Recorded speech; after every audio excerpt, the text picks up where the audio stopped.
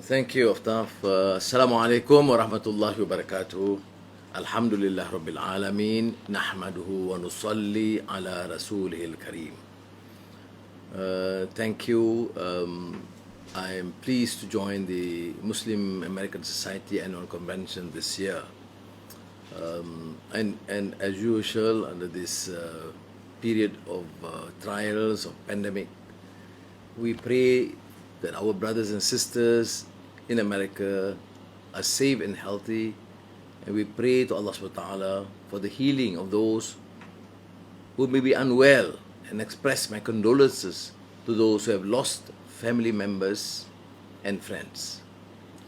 Although we could not have imagined that our lives would be so significantly disrupted by the pandemic, we certainly cannot ignore the fundamental reality of the fragility of life and the institutions and organizations and habits which have come to shape our daily lives. Call it a democracy, call it a fragile one, or call it whatever system that you have, the fragility is being exposed.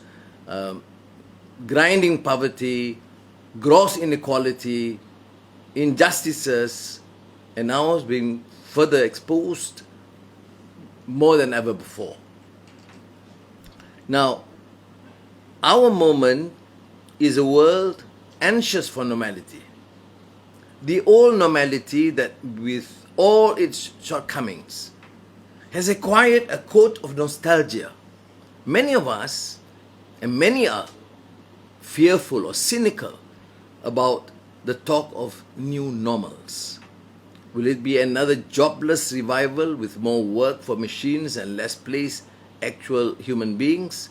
Does more flexibility in employment mean less job security for the ordinary worker? I personally am quite cynical with some of these new jargons, because people talk about a new normal, but the old ways of doing things, the resistance to change, the unpreparedness to take bold, effective measures is there among the political elite and general elite in most countries. And I think United States of America is no exception. What is beyond question is that pandemic has reacquainted millions with real grinding poverty. Not since the Great Depression have so many, in so many places, stood in line for handouts. And Malaysia is not precluded. And I've seen for myself neighbors, communities encountering difficulties which I've never seen in the past, except they say during the Japanese occupation in the 40s. The financial security hard-earned for so many has been undermined, hollowed out, and put so much life at risk. How do we build back better when so many fear for the building blocks they have left? The pandemic has revealed much of what ails in our societies. This is known. I mean, I've seen the discussions, the discourse, very lively in the United States. And I think this is where you Muslims in the United States have the advantage. You have lots of problems. There's Islamophobia, there's a lot of enmity, there's a lot of prejudice. Notwithstanding, you have that capacity to enter into a reason, a dialogue, and discourse.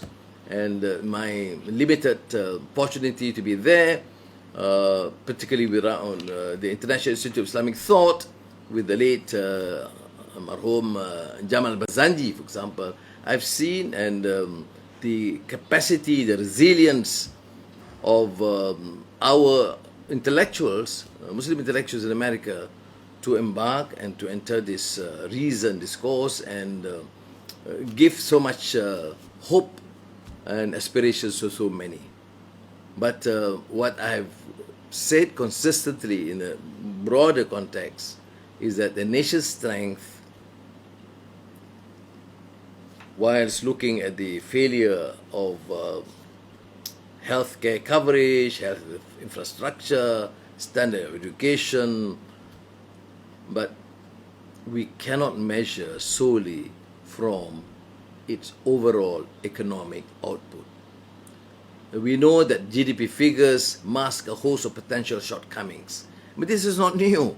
I mean, after you mentioned about my short role as chairman of the development committee at the IMF, the World Bank, despite the fact that that's not necessarily a progressive institution, particularly those times, but there were concerns raised about issues of grinding poverty, about measurement in the World Bank reports, earlier reports about GDP growth and what they call East Asian economic miracle, which does not measure the problems, the plight of the poor, the marginalization of ethnic minorities, those in the hinterland, the rural sector, and also the issue of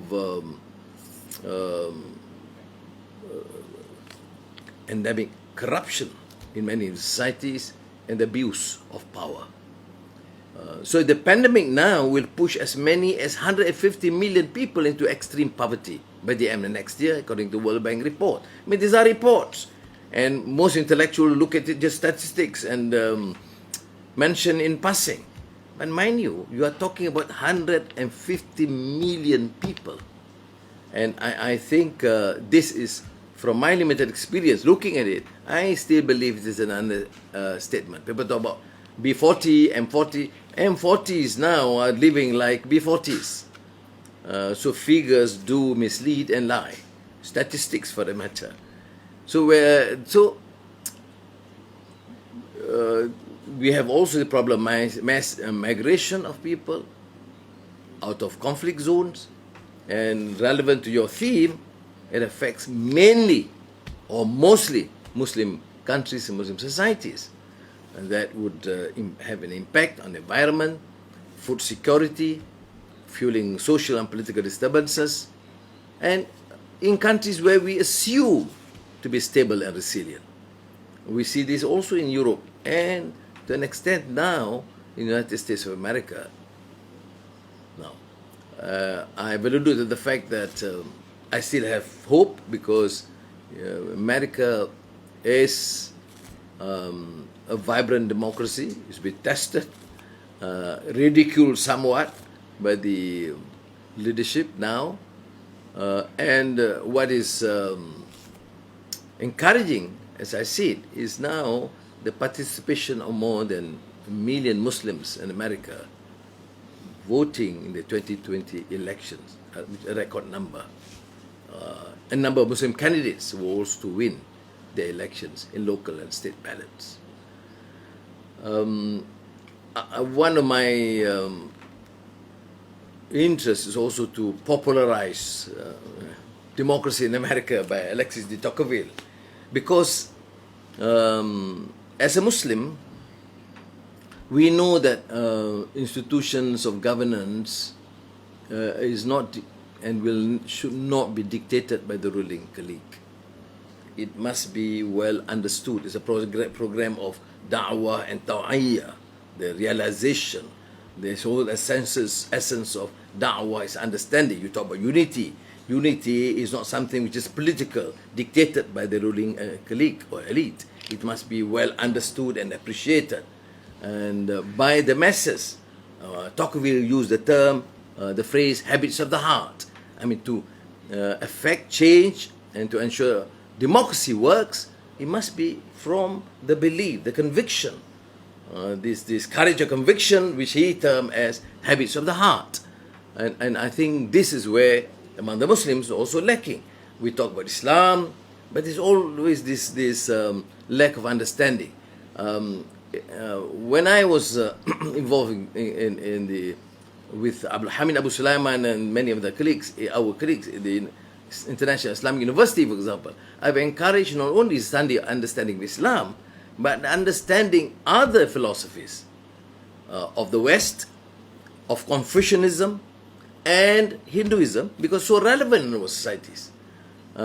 Only with that position, we can now demand why the Europeans and the Americans remain so prejudiced against Islam and ignorant. I mean, Edward Said used the term about the clash of ignorance, and I think it was improved, I think, by another scholar talking about illusions of knowledge. So there's a clash. It's not a clash of civilizations, it's a clash of ignorance. Look at what Macron is saying. I mean, an articulate, intellectual, the president of a country, but still, when it comes to talk about another religion, it's still the other, as Edward Said alluded to earlier. So I think it is also a challenge, because then we cannot be accused of being ignorant of the other. And for a country like United States, and we here in Malaysia, although it's predominantly majority Muslims, but we have a substantial number of Buddhists, Christians, Hindus in our society, in our midst, which require us to appreciate, understand, lita'arafu in the sense. So I think coming back to the theme, I would say that since you're scholars of religion, science and ethics, not only need to find ways to work together, but also to make sure that this is well imparted and to the society at large. Our challenge as elites and leaders of Muslim organizations to make sure that the discourse is not among the select few, but the discourse goes back to the masses. Our failure, to a large extent, in my limited experience, is how do you get these principles and ideals of justice, of fairness, of equality to be well transmitted and disseminated to the public at large. Because otherwise we will continue to face this major challenge in our midst because of the lack of understanding. It's incredible to find not only the ignorance of the West towards Islam, but unfortunately in our societies also the ignorance and intolerance of some Muslims against the other. Thank you. Wassalamu alaikum wa rahmatullahi wa barakatuh.